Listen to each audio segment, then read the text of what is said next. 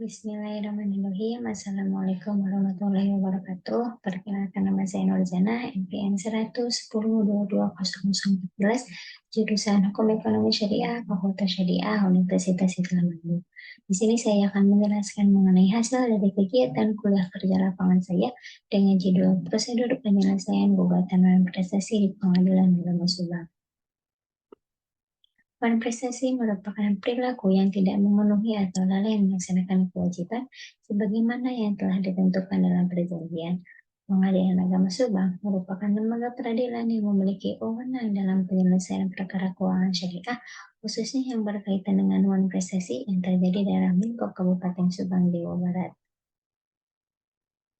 Tujuan dari KKL yaitu 1. Menerapkan ilmu pengetahuan yang telah didapat penulis selama duduk di bangku kuliah untuk bisa diaplikasikan dalam dunia kerja. 2. Menambah pengalaman dan menambah relasi agar memiliki peluang untuk berkembang dalam dunia kerja. 3. Melatih keterampilan dan kepercayaan diri untuk bisa mendapatkan pengetahuan-pengetahuan baru terkait dengan bidang studi yang ditempuh.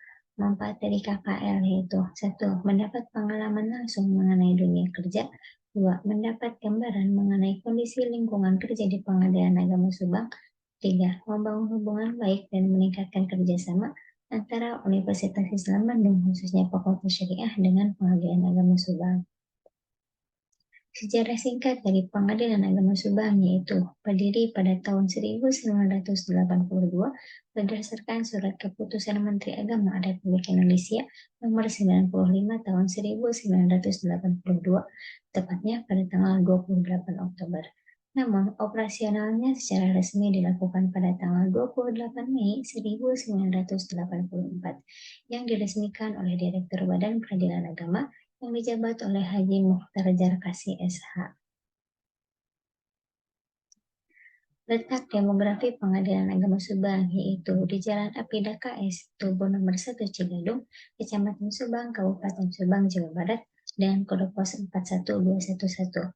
Tepatnya di sebelah kanan berbatasan dengan Gedung Pancabakti, di sebelah kiri berbatasan dengan Gedung Yayasan Lembaga Bantuan Hukum Al-Baihaqi Indonesia, di seberang depan Gedung Kantor Pajak dan Disdikbud Kabupaten Subang. Visi dan misi Pengadilan Agama Subang yaitu visi terwujudnya Pengadilan Agama Subang yang agung. Misi 1. Menjaga kemandirian Pengadilan Agama Subang. 2. Menjaga pelayanan hukum yang berkeadilan kepada pencari keadilan. 3. Meningkatkan kualitas kepemimpinan Satuan Kerja Pengadilan Agama Subang. 4. Meningkatkan kredibilitas dan transparansi Satuan Kerja Pengadilan Agama Subang. Dalam penyelesaian sengketa ekonomi syariah, setidaknya telah diatur dalam 2 pilihan penyelesaian sengketa. Pertama, penyelesaian sengketa melalui jalur litigasi, yakni penyelesaian sengketa yang diselesaikan melalui lembaga pengadilan dengan berbagai hukum acaranya. 2. Penyelesaian sengketa melalui jalur non-litigasi, yakni penyelesaian sengketa yang penyelesaiannya diselesaikan di luar pengadilan sebagai alternatif penyelesaian sengketa meliputi APS, ADR, arbitrase, dan lembaga konsumen. Salah satu contoh dari perkara sengketa ekonomi syariah yaitu non-prestasi itu sendiri. Ada 2 tata cara penyelesaiannya, yaitu 1. Penyelesaian dengan acara sederhana yang mengacu pada Perma nomor 2 tahun 2019 tentang perubahan atas Perma nomor 2 tahun 2015 tentang tata cara gugatan sederhana. 2. Penyelesaian dengan acara biasa yang tetap mengacu pada peraturan perundang-undangan yang berlaku. Gugatan sederhana yang sering atau disebut dengan small claim court merupakan penyederhanaan dalam penyelesaian sebuah sengketa demi terciptanya peradilan yang sederhana. Sehingga bagi perkara ekonomi syariah yang nilainya tidak terlalu besar, yakni di bawah 500 juta rupiah, dapat menggunakan gugatan sederhana. Dalam gugatan sederhana, pemangkasan waktu dan pemeriksaannya relatif singkat, sekitar 25 hari sejak hari pertama sidang, serta biaya yang dikeluarkan tidak akan besar. Langkah-langkah untuk gugatan sederhana yaitu 1. Mengisi formulir pendaftaran. 2. Pemeriksaan berkas yang dilakukan oleh kepaniteraan. 3. Membayar biaya perkara. 4. Panggilan sidang.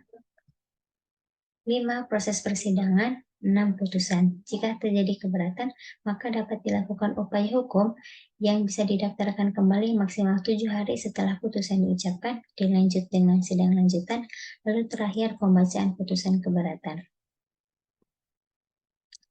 Untuk gugatan biasa tetap mengacu pada peraturan perundang-undangan yang berlaku, baik dalam hal gugatan sederhana maupun gugatan biasa. Penggugat dapat mengajukan perkaranya untuk datang langsung ke paniteraan atau melalui pendaftaran elektronik. Perbedaannya dengan gugatan sederhana yaitu: 1. Nilai gugatannya lebih dari 500 juta rupiah.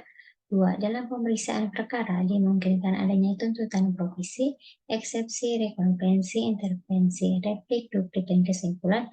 3. Batas waktu penyelesaian maksimal 5 bulan. 4. Gugatan biasa, ketua pengadilan menunjuk majelis hakim. Sekian dari hasil laporan kegiatan kuliah kerja lapangan saya. Atas perhatiannya saya ucapkan terima kasih. Wassalamualaikum warahmatullahi wabarakatuh.